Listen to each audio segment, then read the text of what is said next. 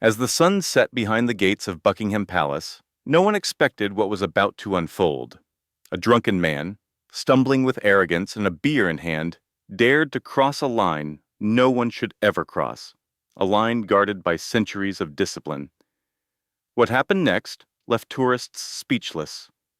Watch to the end, and don't forget to comment where you're watching from. Hit like and subscribe for more powerful moments. As the sun began to set over Buckingham Palace, the courtyard bathed in warm amber light. A sense of calm lingered in the air. Tourists filtered out through the grand iron gates, their voices hushed in reverence. Guard James Matthews stood silently at his post, his scarlet tunic perfectly pressed, boots polished to a mirror finish.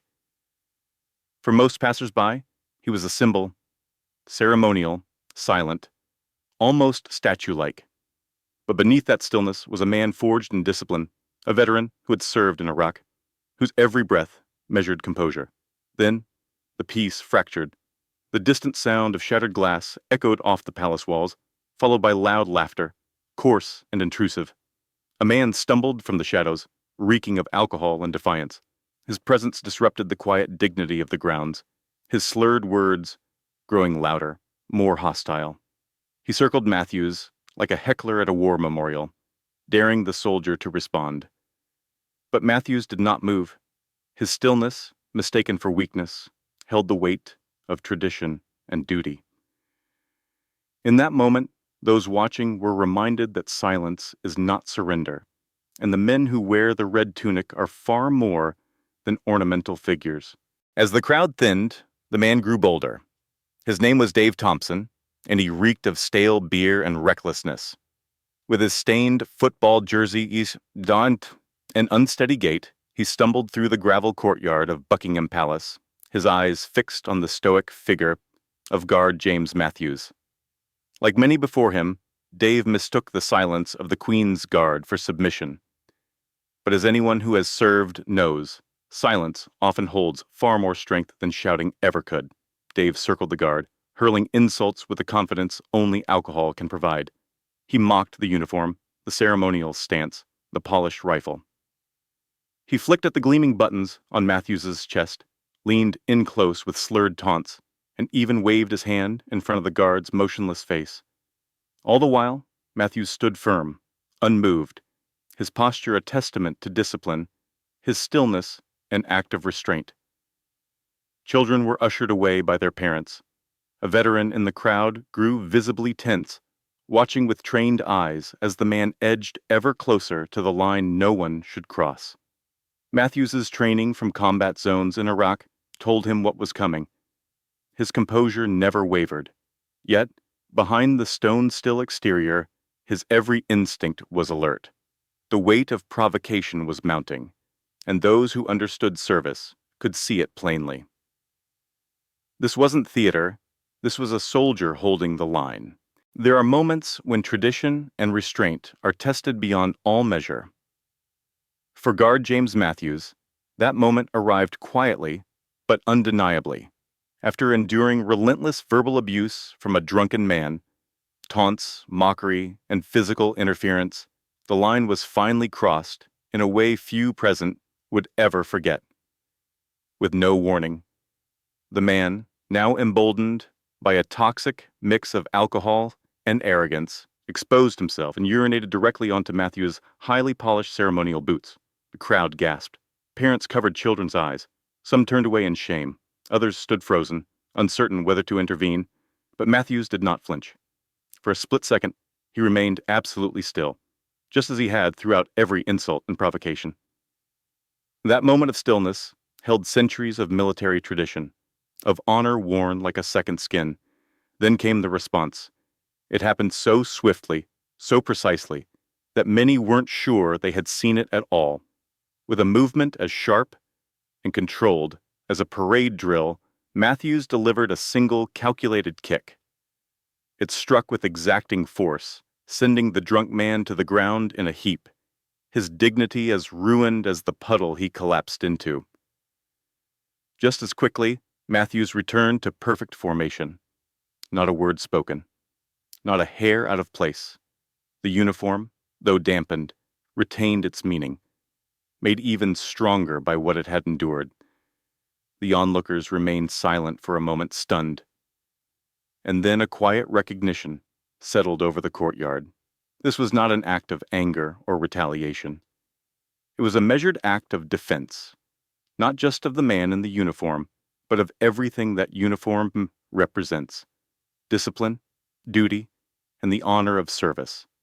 The veteran in the crowd nodded with approval.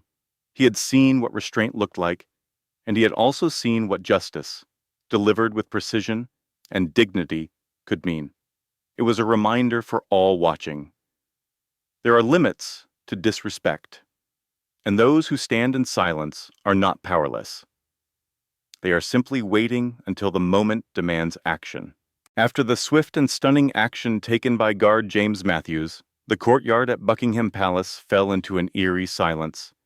The man who had crossed every line of decency and decorum now lay crumpled in the very puddle he had created, a stark contrast to the guard who stood tall, motionless, and composed. Matthews had not shouted. He had not moved until he absolutely had to. And when he did, the lesson delivered was unforgettable.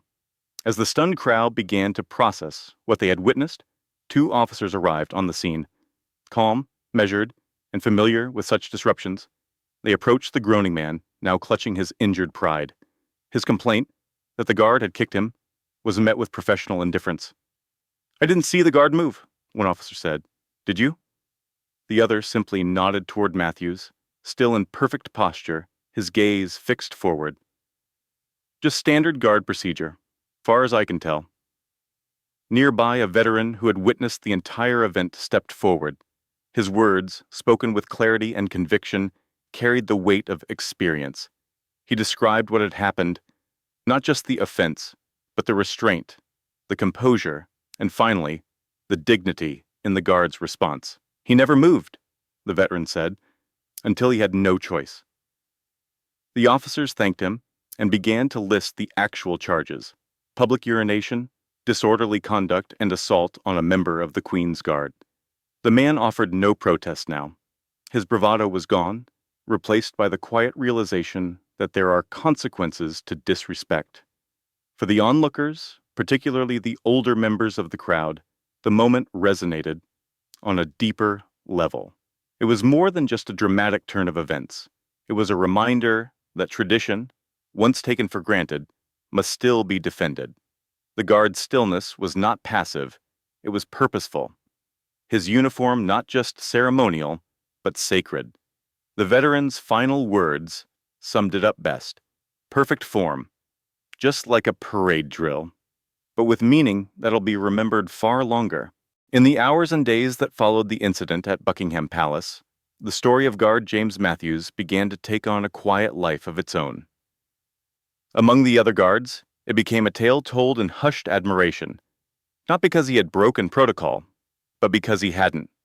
His movement, though swift and stunning, had fit seamlessly within the bounds of his role. To those who witnessed it, it became clear. This wasn't about retaliation. It was about preserving honor. Matthews had endured jeers, mockery, and finally the ultimate insult, yet stood firm until action was unavoidable. When the moment came, his response was precise, immediate, and controlled.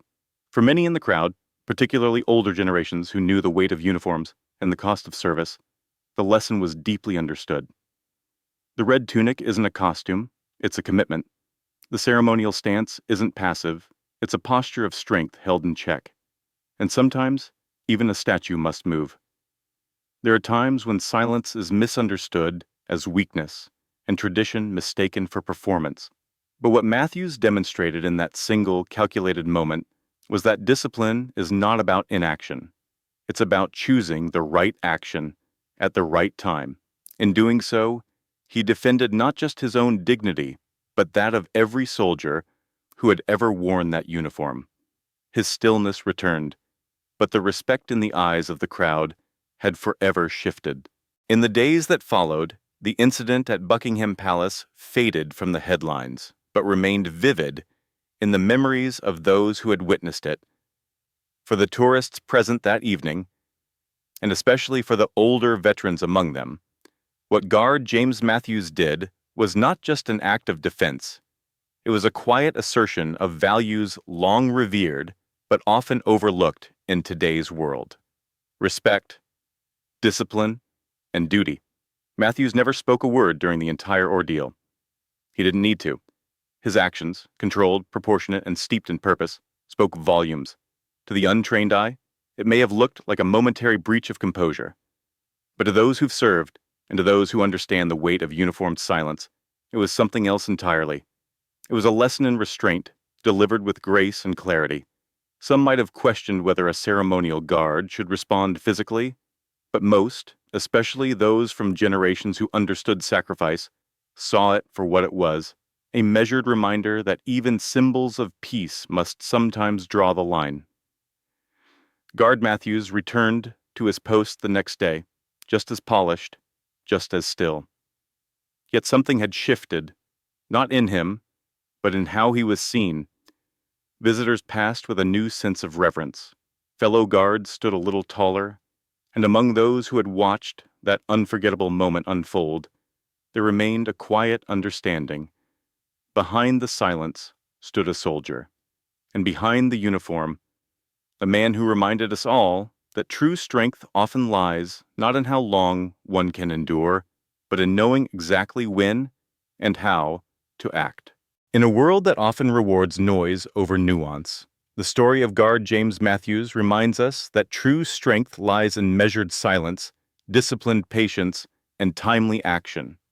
His ability to withstand humiliation without reaction, and then respond with precision when a line was crossed, is a reflection of values many seniors know well: self-control, honor, and quiet resilience.